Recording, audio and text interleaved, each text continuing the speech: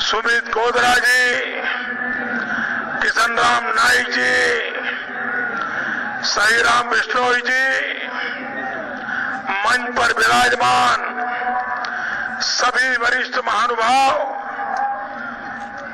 और बीकानेर के उत्साही नागरिक भाई और बहनों,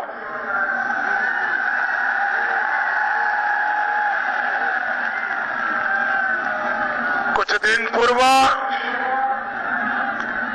हमारे पूर्व विधायक और यहां के जननेता श्रीमान नंद कुमार नंदू महाराज जी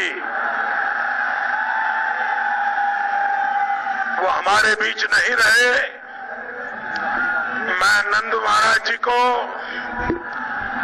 आदरपूर्वक श्रद्धांजलि देता हूं,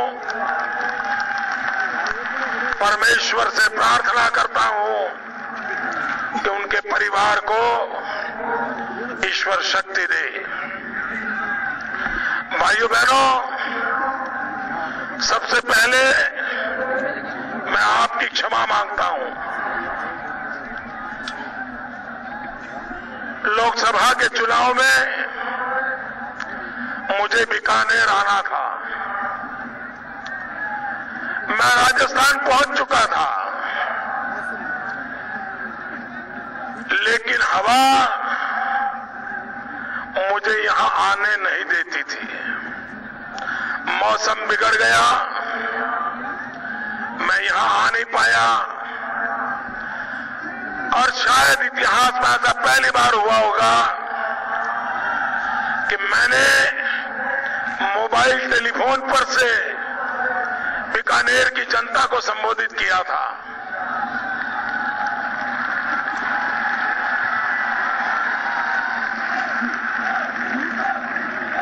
मैंने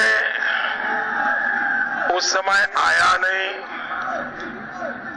आपसे मिला नहीं, वादा पूरा किया नहीं, आपका समय बर्बाद किया। उसके बावजूद भी मोबाइल फोन पर बात सुनकर के आपने जी भर करके वोट डाल दी है, अर्जुन जी को जिता दिया। भाइयों बहनों, बीकानेर का मुझ पर विशेष अधिकार है।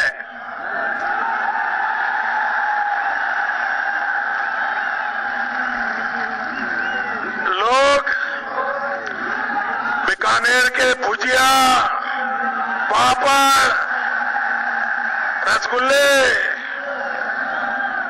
इसी के स्वाद की चर्चा करते हैं। मैं बीकानेर के प्यार की चर्चा करता हूं।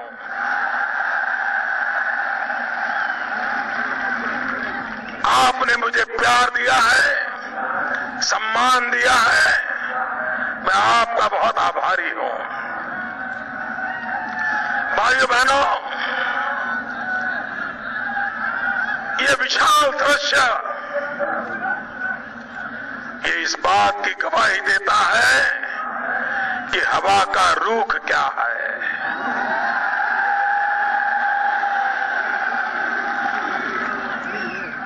देश दिल्ली में भी परिवर्तन चाहता है, राजस्थान में भी परिवर्तन चाहता है। भाइयों बहनों, जब चुनाव आता है, आपने देखा होगा जब एग्जाम होती है ना, तो कुछ बच्चे स्टूडेंट्स वो रोज तो कभी भगवान भगवान को याद नहीं करते, दर्शन करने भी जाते नहीं है, लेकिन जब एग्जाम होती है तो 4 बार भगवान को नमन करते हैं, हनुमान जी को याद करते हैं, फिर एग्जाम देने जाते हैं ना, जाते हैं ना। अरे आपके यहां करणी माता को याद करते होंगे, लेकिन करते होंगे ना। एग्जाम देने के लिए जाते हैं तो अपने अपने इष्ट देवता को नमन करके जाते हैं ताकि वो उनकी रक्षा करे। बाकी फिर साल भर भूल जाते हैं। भगवान भगवान की जगह पे, नौजवान नौजवान की जगह पे। जब चुनाव का एग्जाम आता है तो हमारे कांग्रेस के मित्र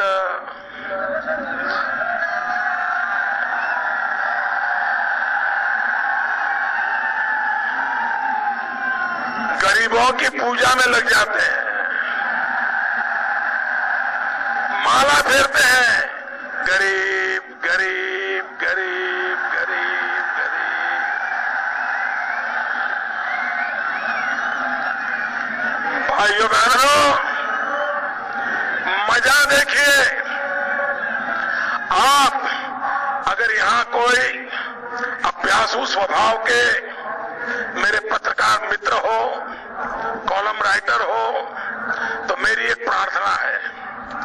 चुनाव के समय पंडित नेहरू के भाषण, चुनाव के समय इंदिरा गांधी के भाषण, चुनाव के समय राजीव गांधी के भाषण, चुनाव के समय मैडम सोनिया जी के भाषण, चुनाव के समय शहजादे के भाषण, शान निकालिए। उस दिन से आज तक यही भाषण करते आए लोग। हर एक के भाषण में गरीब, यही बातें आई। किया कुछ नहीं, चुनाव में सिर्फ वोट पाने के लिए गरीब को याद करना, ये उनके लिए फैशन है। और शहजादे ने कहा एक जगह पे, शहजादे ने कहा कि हम लोग जब तक गरीब की राजनीति नहीं करते हैं, राजनीति में गरीब की बात नहीं करते, तब तक हमें मजा नहीं आता है। ये शहजादे ने कहा है। उनके लिए जब जब मजा करने का मन करे तब वो गरीब की बात करते हैं।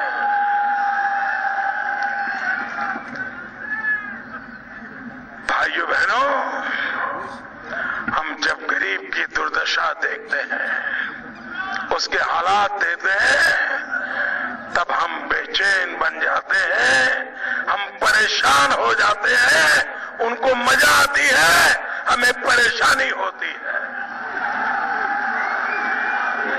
ये फर्क है। भाइयों बहनों, एक कांग्रेस पार्टी ने पिछले लोकसभा के चुनाव में 100 दिन में महंगाई दूर करने का वादा किया था। 100 दिन में महंगाई दूर करने का वादा किया था। महंगाई दूर हुई, महंगाई घटी, ऊपर से क्या हुआ, महंगाई। कांग्रेस ने वादा तोड़ा कि नहीं तोड़ा? आप नाता तोड़ोगे कि नहीं तोड़ोगे? जिसने वादा तोड़ा उससे नाता तोड़ो। भाइयों बहनों, कांग्रेस में एक विद्वान नेता है, बहुत विद्वान है। ईश्वर जब बुद्धि बांट रहा था तो सबसे पहले वही मिले थे।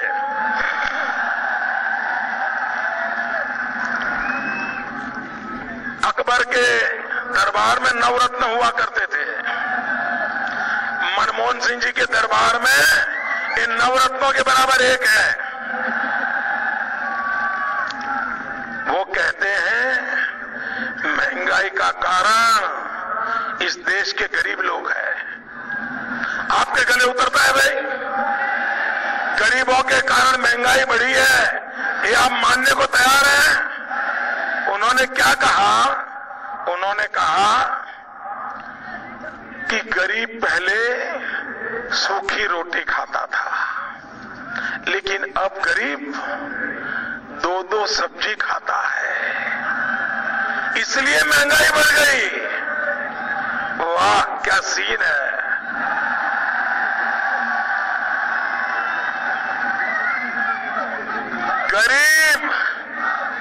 गरीब सब्जी खाए, इससे दिल्ली सरकार के मंत्री परेशान है। भाइयों बहनों, एक गरीब के साथ मजाक उड़ाया जा रहा है और एक नेता शहजादे वो कहते हैं गरीबी परीबी कुछ होता नहीं है। गरीबी ये तो मन की अवस्था होती है, स्टेट ऑफ माइंड। ये गरीब के पेट पर लात मारने वाले लोग हैं, एक गरीब के गांव पर नमक छिड़कने वाले लोग हैं। भाइयों बहनों, इन लोगों के हाथों में आपका भविष्य सुरक्षित नहीं है। जो लोग यहां बड़ी आयु के लोग बैठे हैं,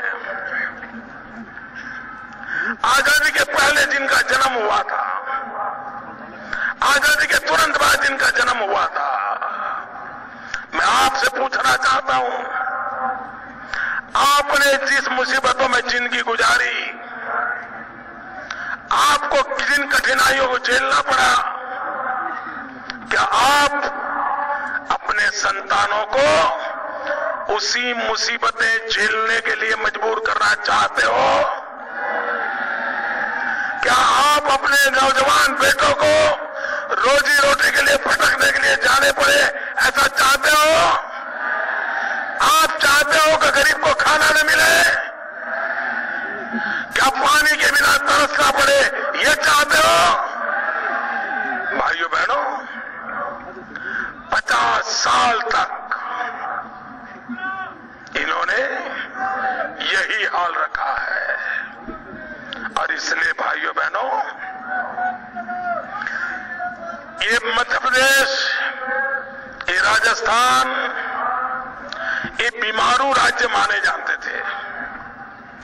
उत्तर प्रदेश, बिहार, मध्य प्रदेश, राजस्थान, इसको बीमारू राज्य कहते थे।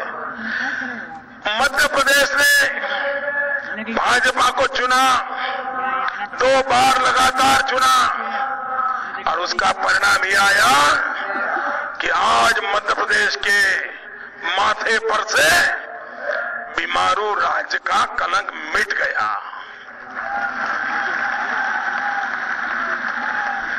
राजस्थान के माथे पर आज भी बीमारू राज्य का कलंक है। क्या आप इस कलंक के साथ जीना चाहते हो? आप चाहते हो आपके माथे पर बीमारू कलंक रहे? क्या आप सीना तान करके दुनिया में जाना चाहते हो? माथा ऊंचा करके जीना चाहते हो? तो ये बीमारू राज्य से मुक्ति होनी चाहिए, और वो कांग्रेस पार्टी नहीं कर सकती है। भाइयों बहनों, अगर विकास करना है तो 3 बातों का महत्व है। एक, कृषि विकास, दूसरा औद्योगिक विकास, तीसरा सेवा क्षेत्र में विकास। भाइयों बहनों, इन तीनों क्षेत्र में राजस्थान की हालत क्या है? जब वसुंधरा राजे जी थी तो अब यहां कृषि विकास दर 4% से ज्यादा हुआ था, करीब करीब 5% हुआ था। और ये छोटी बात नहीं है। दिल्ली सरकार, भारत सरकार 3% से आगे बढ़ नहीं पा रही है। वसुंधरा जी ने यहां कृषि विकास दर करीब करीब 5% पर पहुंचाया था।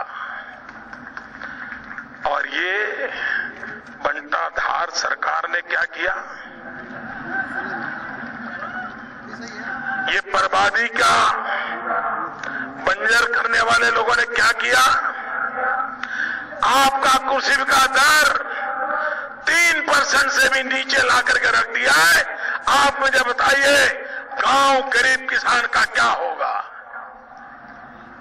औद्योगिक विकास, भाइयों बहनों, जब वसुंधरा राजे थी तब यहां औद्योगिक विकास की संभावनाएं शुरू हुई, तेज गति से बढ़ने लगी, लेकिन सरकार जाने के बाद सारा ठप गया और वसुंधरा जी के समय में जो विकास की धारा थी उससे आधा करके रख दिया। सेवा क्षेत्र, जिसमें प्रमुख रूप से टूरिज्म है, आज हिंदुस्तान में गर्व कर सकते हैं कि राजस्थान ने टूरिज्म पे अपना लोहा मनवा लिया था। फरोसी शेखावत जी की सरकार ने टूरिज्म की मजबूत नींव रखी थी। अनेक योजनाओं के कारण राजस्थान दुनिया के टूरिज्म के नक्शे पर आ गया था।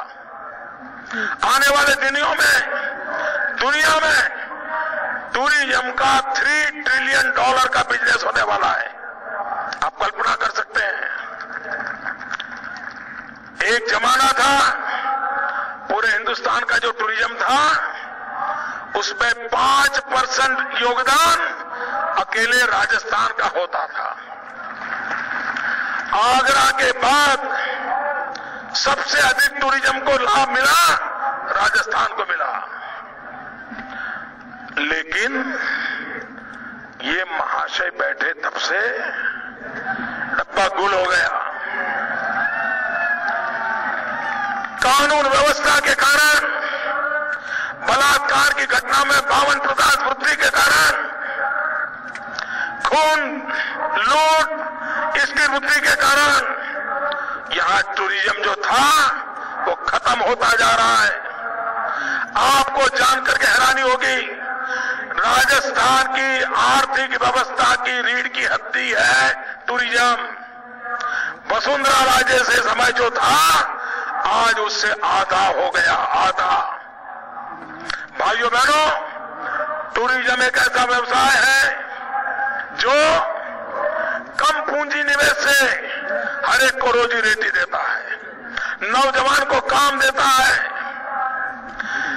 ऑटो रिक्शा वाला भी कमाता है, पकोड़े बेचने वाला कमाता है, भुजिया बेचने वाला कमाता है, पापड़ से बेचता है, बिस्किट बेचता है, चॉकलेट बेचता है, फूल फल बेचता है, हर कोई कमाता है, गाइड कमाता है, चाय वाला भी कमाता है। और चाय वाला कमाता है तो मुझे जरा ज्यादा आनंद होता है। भाइयों बहनों, ये सब बेकार हो गया, बंद हो गया है। आप कहिए, क्या हमारे राजस्थान के नौजवान को आप बेरोजगार रहना चाहते हो? आपको रोजगार चाहिए? क्या ऐसी सरकार आपको रोजगार दे सकती है? भाइयों बहनों, भारत सरकार कहती है पूरे हिंदुस्तान में एक गुजरात राज्य ऐसा है जो 79% रोजगार अकेला गुजरात देता है। 21% में पूरा हिंदुस्तान क्या हालत बना के रखी है। भाइयों बहनों, चुनाव में कांग्रेस पार्टी ने वादा निभाना चाहिए कि नहीं? उन्होंने महंगाई दूर करने के लिए कहा था, करी, महंगाई गई, वादा तोड़ा। आप मुझे बताइए भैया, जो नौजवान को रोजगार न दे, जो महंगाई दूर न कर सके और फिर नए वादे दे, उन पे भरोसा करोगे? भाइयों बहनों, एक कांग्रेस बड़ी कमाल की पार्टी है। जब चुनाव आता है ना तो हाथ जोड़ती है, जब चुनाव आता है